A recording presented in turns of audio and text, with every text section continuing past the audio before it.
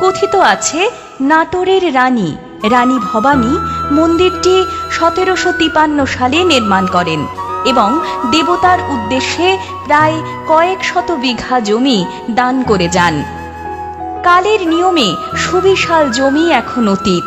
গ্রাম ও পার্শ্ববর্তী গ্রামের মানুষের সহযোগিতায় এখন গোপাল দেবের দৈনন্দিন পূজা অর্চনা, দামোদর মাসের ব্রত পালন, পঞ্চম দোলযাত্রা, রথযাত্রা, শ্রীকৃষ্ণের জন্ম অষ্টমী ইত্যাদি অনুষ্ঠিত হয়।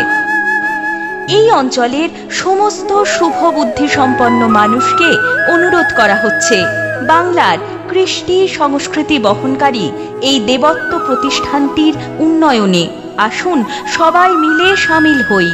আমরা যেন গোপাল দেবের সমস্ত সম্পত্তি সংরক্ষণ ও উন্নয়ন করতে পারি। ধন্যবাদান্তে গোপাল দেব মন্দির